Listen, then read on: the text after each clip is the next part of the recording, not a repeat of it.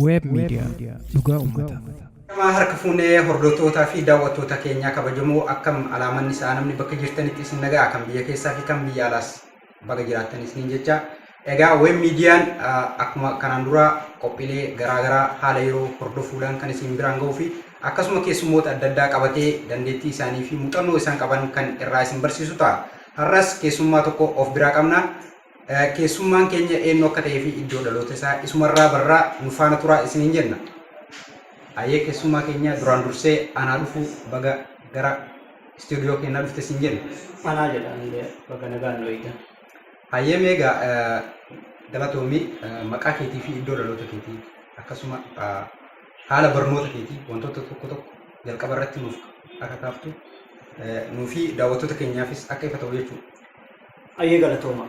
Duraan dursee yaa uummata kiyya akkam nagaa jirtu anis nagaa jira. Warra biyya jiruuf warra biyya alaa xiqqaa guddaa osoo hin jenne ka dhiiraatiif ka dhalaa. Ani maqaan kiyya Jeelaan Umar jedhama.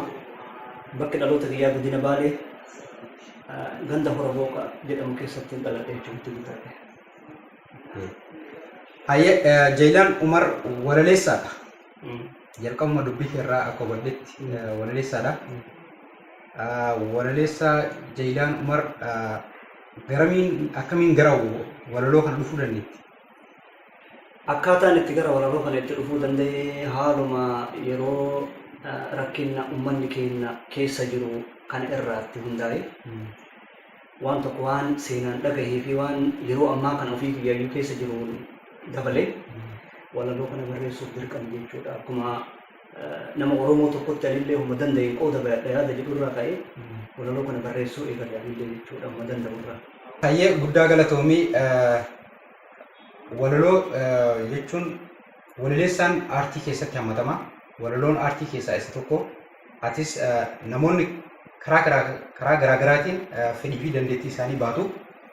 San keessaa tokko walaloodha. Kanaaf walaloon atilleen waa'ee saba keetii, waa'ee jireenya keetiis haa ta'u fedhii keetii baachuu dandeettee jirta. Ammas baachaa jirta. Mee fakkeenya namni ati godhattee walaloo keessatti namoota walaloo qopheessan namni ati hordoftu jira? Hangam barreessin dura jechuudha. Hangam barreessin dura. Eeyyeen namni hordofee akka ijoollummaa kiyya irraayyuu kaasee akka guyyaa har'aatitti illee waan inni jedhe san osoo hin taane nama akka fakkeenyaatitti fudhadheeti artistii Oromoo artistoota Oromoo keessaa nama tokko akka fakkeenyaatitti fudhadhee sagalee isaatiin hundaa'ee waan inni jedhu san osoo hin taane waan inni jedhu saniin waan wal fakkaatu nama barreessanii qaba. Eenyu inni sun? Jeneraal Umar Suleyman. Sirboota isaa hoo kan jaalatu ni jira? Hin jiru. Fakkeenyaaf jechuu kan dandeettu yoo jiraatu. As dura dhiifama geerarsallee sii geeraru argee jira. Geerarsuma Jeneraal Umar Suleyman sagaleen isuma naaf fakkaate akkaataan itti geerarsitulleen akkasuma jechuun walaloo qofa osoo hin taane geerarsallee akka dandeettu sirraa mul'ata. Kanaaf mee yoo dandeette geerarsaa Jeneraal Umar Suleyman kan yeroo ijoollummaa keenyaa irraa kaaseetiin haga har'aatitti illee fakkeenya godhataatiin irra dhufne keessaa tokko ka akka jireenya keenya keessatti akka dhiigaa fi fooniitti waliin guddate tokkotu jira.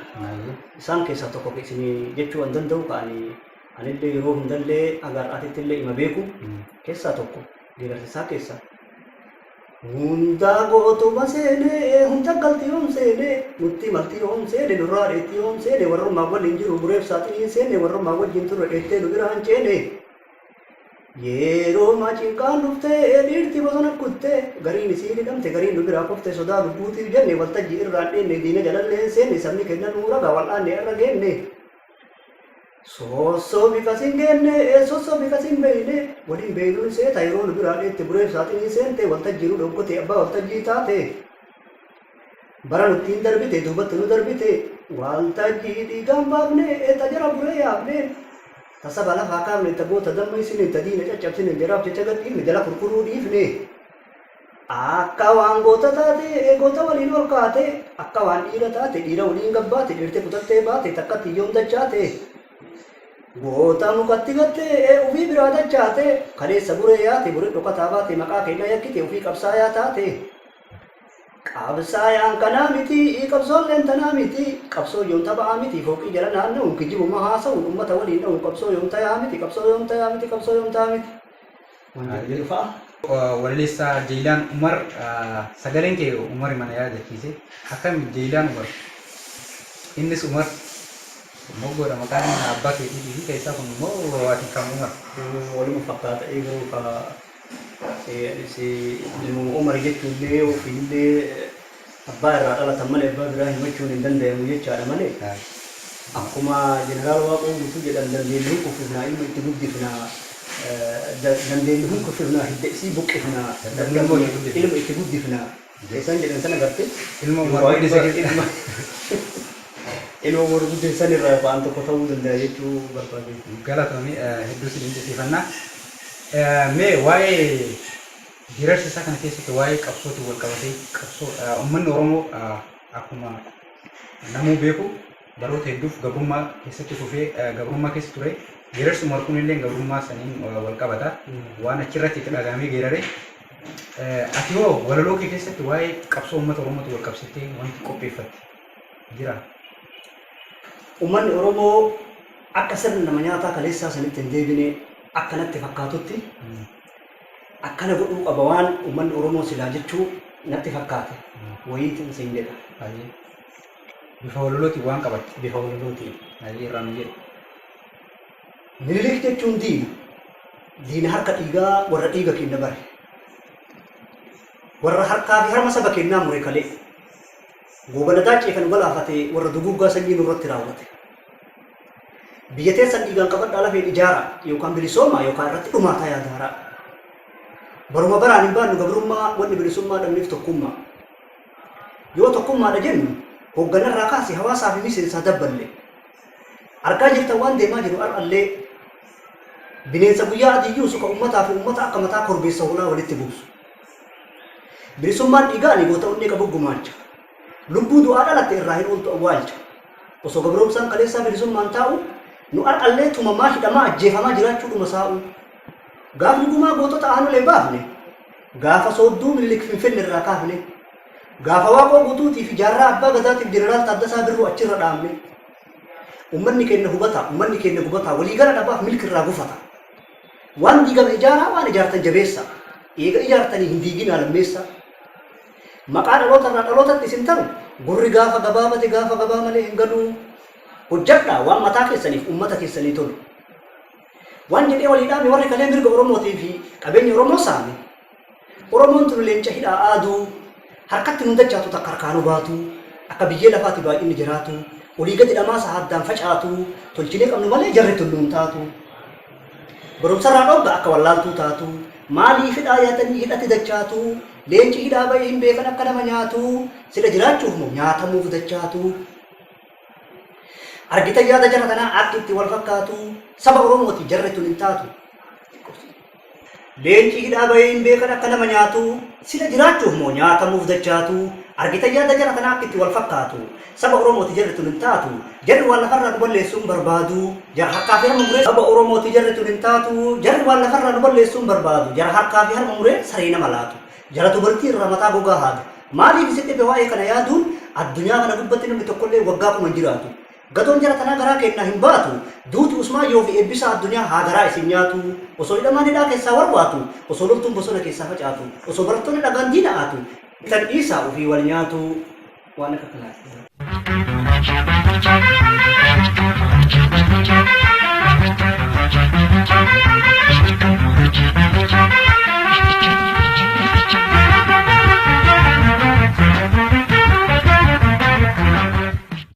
Web Media Dhugaa Uummataa.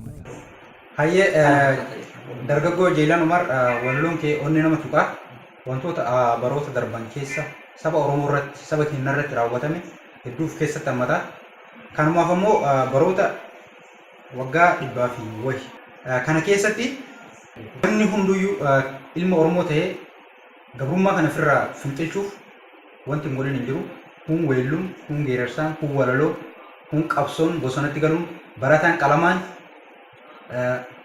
xiqqaa guddaa dhiiraaf dhalaan sabni keenya waa hedduu ta'ee har'as gennee jirra. Geerarsaanoo waan jette qabda. Geerarsaan saba Oromoo kanaaf waan dhaamu ni qaba. Wanti dhaamu sabni Oromoo saba walii yaadu saba dhabaaf qabaataan qorii takkaa nyaatu. Saba wayaa walii biintu utubaa jireenyaa walirratti hin qiintu. Cooma waliin nyaataa yaada walii laataa waan toluuf waan badu addaan beekaa. Mirga namaa hin tuquu ka'uu fi itti sileegaa. Alaa itti galee ormi buqqee deegaa. Isuma wal dho'isisee isuma isaan jeeqaa. Yaa saba Oromoo yaa saba galaanaa yaa saba Oromoo yaa saba galaanaa. Maa kee doomsitee ka ormaa qarta waraanaa. Maa orma nyaachiftee kee agabuu bulaa. Maa ormi si qaree isimaan sima muraa. Maa ormi si facaasee ufii gamtaan bulaa. Osoo baay'inaa fi dandeettii kan kee addunyaan ilaalu. Maaliif taataa nama ka ormaa beekee ka ufii wallaalu. Oromoonni kaleessaa warra diina adamsu. Warra dhiiga malee hangoo walii dabarsu. Ar'aan tana gadaa qabaataan dhabaa agabsu. Gadaa wallaalaan beekaa lallabee arrabsu. Gadaa lafeen huyna takkaa akka lafee arbaa walitti bu'ee wal caccabsu. Karaa irra hin jirru hadachaan biratti Oromoof uummata tokko hin qabnu walii galaan alatti. Kilaashii kiyya qabu eessitu waarii na baasa itti guutaa naa bitaa saanjaa fira saasa jilbiinfadhii gadi ciisee itti bana dhukaasa. Saba lafatti kufee harka qabaa ol kaasa gadi eeguma nyaatina dhiigaan baasa. Warri diina jala utaalu dhara dhugaan waan uummata kutaaf gandaan addaan qooduu yaalu. Amantii walitti buusanii akka sabni diina walitti caalu. Kana kufiinsa caalu adeemsa keenya keessatti amantiin tokko hin caalu. Jaalalaa fi tokkummaa akka dhaloonni dhaalu.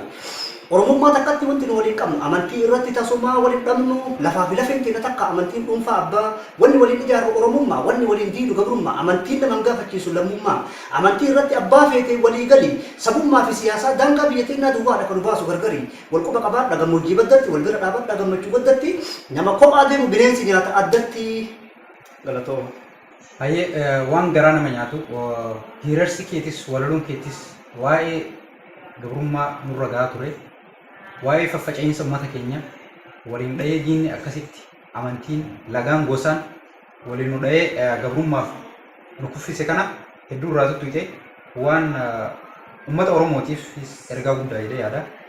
Garuu mee namni dandeettii akkanaa qabu an kana dura waltajjii irrattis haa ta'u miidiyaalee adda addaa irratti argee jiru. Garuu namoonni akka keetii kan dandeettii qaban kan dhokatan hedduu jira. Namoonni kun miidiyaa hanqina miidiyaatti jiramoo namoota kanatti warra miidiyaa ol dhufuuf fedhii hin qabne moo dandeettii akkanaa qabaatanii saba keessatti awwaalamuun isaanii maal sitti fakkaata? Keetumarraa kaatee waan xiinxaltee jechuudha. Namuu akka tasaa ta'ee mudannoo adda addaa qabaachuun mala karaa kanarratti beekta. Ani akka mataa kiyyaatitti kanaan dura 2016 walgahii Oromoo irratti walgahii guddaa ayyaana Oromoo godhatu irratti akka tasaa ta'eetiin carraa xiqqoo wayii argadhee mul'adhee ture.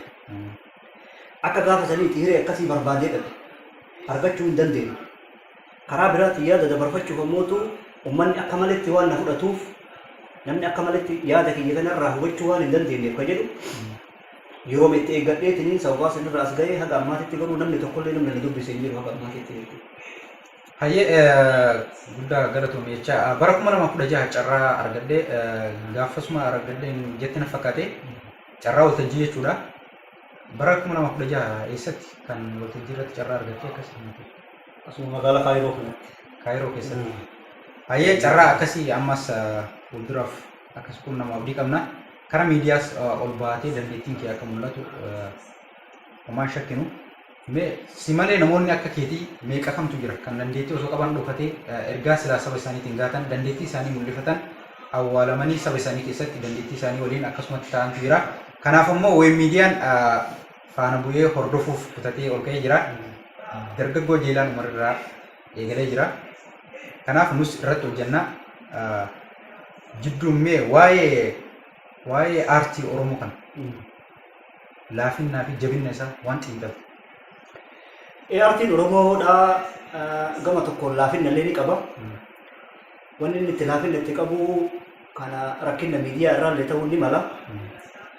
Silaa waan kana namni hunda keessa deemeetiin miidiyaalee kanaan dura jirantu namoota muuxannoo adda addaa qaban nama huma beekee beeku haa ta'u waan silaa fakkeenya namaa ta'u waan silaa barumsa namaa ta'e jedhameetiin yaadamu namootuma silaa miidiyaalee kanaan dura uummata Oromootiif hojjetaa turantu namoota silaa barbaachisullee namoota silaa muuxannoo adda addaa qabanillee dhiyeessuu kan silaa malchiisu isaanii jechuudha. Bakka kanaan isaanillee hanqina bakka kanaan waan argisiisaniif jecha namni akka tasaatitti yoo abbaan humaa tattaafateetiin of mul'isee saba kanaan waa hojjedha jedheetiin of mul'ise malee namni haga ammaatitti garuu gola keessa deemeetiin ati maal dandeettii qabdaa nama muuxannoon isaa haga tokkollee ta'u irraa mul'ate namni dubbise tokko hin jiru godhan akka mataa biyyaati hanqinni bakka kanaan ni jira. Kun sirriidha. Waan nus yeroo hedduu xiinxallee maaliif miidiyaaleen kennas jechuudha. Haa ta'u aartiin miidiyaa malee guddachuu hin danda'u. Aartiin maan kamiyyuu weellisaas ta'e geerarsaa walileessaan miidiyaa barbaada. Waan dandeettii isaa saniin saba isaatti ol bahee mul'ifachuuf uummataan wal baruuf miidiyaa barbaada. Kanarratti nus hanqina miidiyaa tahee miidiyaan maan jiru kuniyyuu waan akkasii irratti rakkoo qabaatee hin beeknu. Fakkeenyaaf namoota ijatti beekan, namoota hagoo, namoota baratan qofa yeroo hedduu dhiyeessu namoonni dandeettii gurguddoo qaban awwaalamanii akkasuma dhokatanii hafu jechuudha. Kanaaf kana nus tahee miidiyaaleen biraa irratti hojjetanii namoota dandeettii dhugaan qaban, namoota ijatti beekan osoo hin taane gara sabaa ol baasanii beekumsa isaanii san irraa akka sabni baratu akka godhan asumaan dhaamsa dabarsinaa.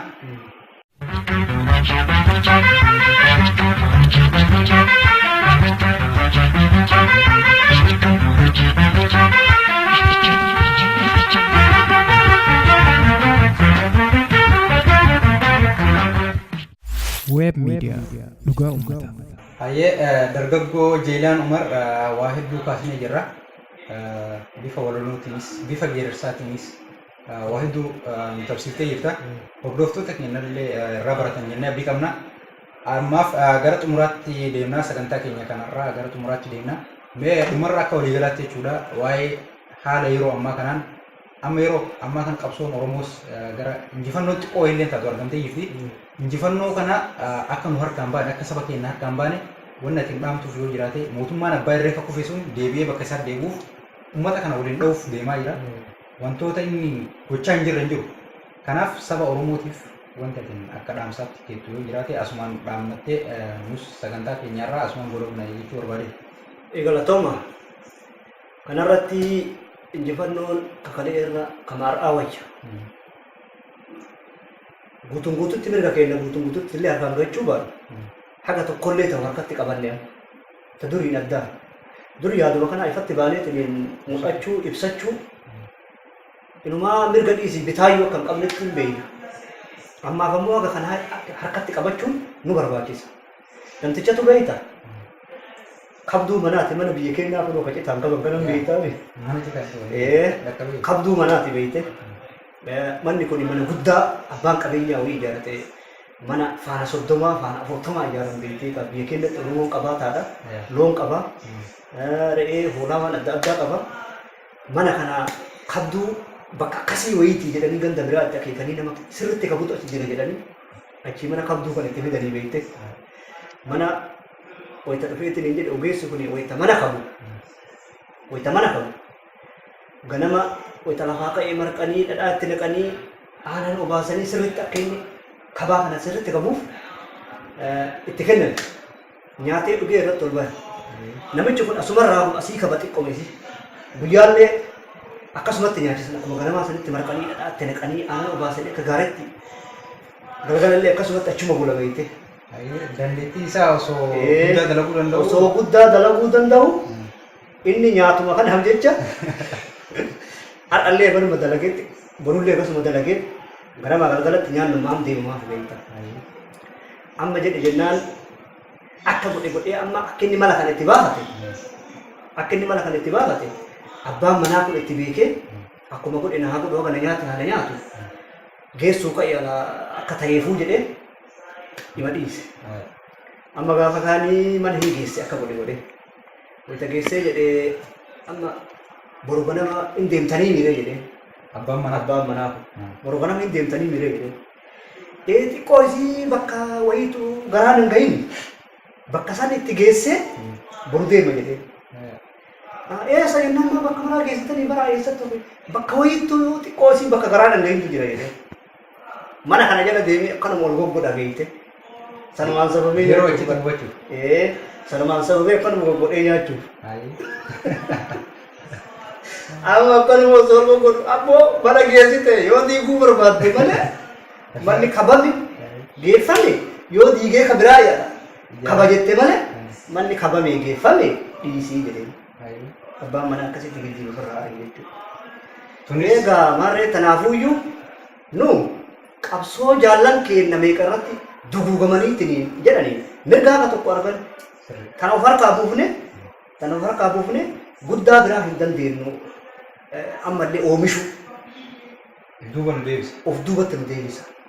Kanaafuyyuu kuma xiqqoo tana agarte kuma xiqqoo tana namuu walii galee paartiileen siyaasaa hundinuu walitti dhufanii walii galanii afaan tokko haasa'anii ilmaan abbaa gadaatii wanni walii isaan hin galchine hin jiru.